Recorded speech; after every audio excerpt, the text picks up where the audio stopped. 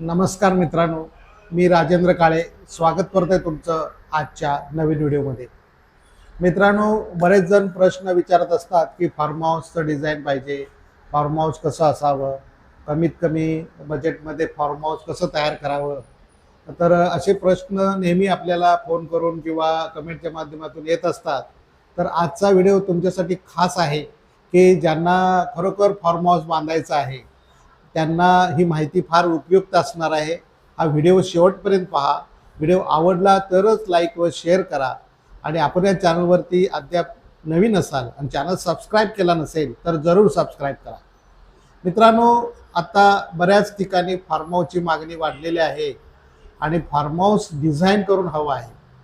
तर form house design करत असताना नॅचरल मटेरियलचा जास्तीत जास्त जर तुम्ही उपयोग करत असाल तर ते जे फार्म हाऊस असतं ते जास्त काळ टिकतं. त्यापासून आपल्याला कुठल्याही प्रकारचं त्रास होत नाही, आतमध्ये गरमी होत नाही. तर फ्रेंडली कशा पद्धतीनं फार्म हाऊस असावं त्याबद्दल आजच्या व्हिडिओमध्ये माहिती देणार आहोत आपण. हा व्हिडिओ शेवटपर्यंत पहा. मित्रांनो, फार्म हाऊसला नॅचरल मटेरियल पहिलं जे वापरायला पाहिजे ते म्हणजे स्टोन. आणि स्टोन आता बऱ्याच ठिकाणी बसाल्ट स्टोन आहे, काही ठिकाणी चिरा दगड आहे. आणि आता चिरा कोणत्याही जिल्ह्यामध्ये तुम्ही सहजपणे ऑर्डर करू शकता. चिऱ्याच्या टाईल्स आहेत, मागवू शकता. त्यामुळं नॅचरल मटेरियल आहे आणि त्याला कुठल्याही प्रकारचं प्लास्टर न करता एक्सपोज चिरा ठेवा. त्याला पॉलिश करू शकताय, त्याला कलरिंग करू शकताय. त्यामुळं फाउंडेशन असेल किंवा भिंती असतील या पूर्णपणे नॅचरल स्टोनच्या करा. आणि दुसरं, त्याच्यावरती कुठल्याही RCC स्लॅबचं काम करू नका. त्यासाठी तुम्ही फॅब्रिकेटेड किंवा लाकडी, माझं तर मत आहे लाकडाचं तुम्ही जास्तीत जास्त वापर करा. फॅब्रिकेटेडमुळं काय होतं की थोडंसं टिकाऊपणा वाढतो. लाकडाचा सुद्धा टिकाऊपणा आहे, पण त्याची कॉस्ट जी आहे ती थोडीशी वाढते. जर तुमचं बजेटचा हा प्रॉब्लेम नसेल तर तुम्ही लाकूड हा पर्याय निवडा फॅब्रिकेशन छप्परसाठी, स्ट्रक्चरल मेंबरसाठी. आणि वरती मँगलोर टाईल्स चांगल्या दर्जाच्या आता निघालेल्या आहेत, त्याचा वापर करा. आणि त्यामुळं घरामध्ये कुठल्याही प्रकारचं तुम्हाला उन्हाळ्यामध्ये त्रास होणार नाही, पावसाळ्यामध्ये सुद्धा त्रास होणार नाही. आणि जमिनीसाठी नॅचरल स्टोन वापरू शकता. फ्लोरिंगसाठी जमिनीवरती जे आपण टाईल्स, नॅचरल टाईल्स वापरा, नॅचरल स्टोन्स वापरा. आणि त्याच्यामध्ये कुठले आर्टिफिशियल स्टोन वापरू नका. आता टॉयलेट ब्लॉक असेल तो मात्र तुम्हाला प्लास्टर करून त्याच्यावरती टाईल्स तो आधुनिक बनवा. पण ज्या काही रूम्स असतील, व्हरांडा असेल, त्या ठिकाणी जास्तीत जास्त फ्लोरिंगसाठी नॅचरल स्टोनचा वापर करा. रेलिंग असेल आणि प्लॅनिंग करत असताना समोर किंवा L टाईप किंवा C टाईप व्हरांडा ठेवा. तुम्हाला प्रशस्त असं वाटलं पाहिजे, त्याचा लुक जो आहे स्लॅन्टेड रूफ करून घ्या. मोठमोठ्या विंडो ठेवा. त्याचबरोबर क्रॉस व्हेंटिलेशनचा विचार करा. आणि ओपन किचनची आता फॅशन आहे. ओपन किचन, छोटंसं किचन, हॉल आणि बेड आणि अटॅच टॉयलेट किंवा एखादं कॉमन टॉयलेट करू शकता. समोर एखादा गजिबो करा.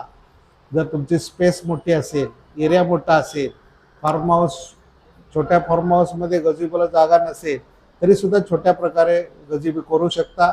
पाथवे करा, ग्रीनरी करा, लँडस्केपिंग करून घ्या. आणि अशा प्रकारचं प्लॅनिंग करण्यासाठी सुद्धा आपण ऑनलाईन सेवा देतोय. तुम्हाला जर रिसॉर्टचं किंवा फार्म हाऊसचं प्लॅनिंग करून हवं असेल तर आम्ही देतोय. आणि जर तुमचं बजेट असेल तर तुम्ही ते ॲग्रो टुरिझम खाली किंवा त्याचं कमर्शियल यूजसुद्धा करू शकता. एखादी रूम एक्स्ट्रा पेईंग गेस्ट म्हणून वापरू शकता. आणि चांगल्या लोकेशनला असेल तर तुम्ही याच्यामार्फत त्याचं हे करू शकता. तुम्ही ऑनलाईन त्याचं मार्केटिंग करू शकता आणि बुकिंग होऊ शकतं. त्यामुळं स्वतःसाठी तर वापरू शकताय आणि त्याचा कमर्शियलसुद्धा यूज करू शकताय. आणि मँगलोर टाईल्सचा वापर करा, जेणेकरून नॅचरल टाईल्स वापरा. आता खिडक्या दरवाजे आहेत ते सुद्धा लाकडाचे बनवू शकता. जर तुम्हाला आता कमीत कमी बजेटमध्ये पाहिजे तर स्लायडिंगमध्ये विंडो करू शकता. तर काही पार्टली नॅचरल मटेरियल, पार्टली आर्टिफिशियलचा वापर करा आणि प्लॅनिंग करत असताना सुसज्ज असं प्लॅनिंग करा. अनेक रूम्स करू नका, छोट्या मोठ्या रूम्स करत बसू नका की 2-3 रूममध्ये 1 BHK खूप झालं. एक हॉल कम किचन, त्यानंतर टॉयलेट ब्लॉक आणि एक बेडरूम. आणि जर तुम्हाला कमर्शियल पाहिजे असेल तर एका साईडला तुम्ही वन साईडला एखादं कमर्शियल करू शकता. G+1 फार्म हाऊस करूच नका. जर तुम्हाला G+1 जागा कमी असेल तर G+1 कडे तुम्ही पर्याय निवडा, पण ग्राउंड फ्लोअरला शक्यतो हे करा. टॉयलेटमध्ये सुद्धा दोन्ही प्रकारच्या सुविधा ठेवा, एक इंडियन असेल किंवा एक कमोड असेल.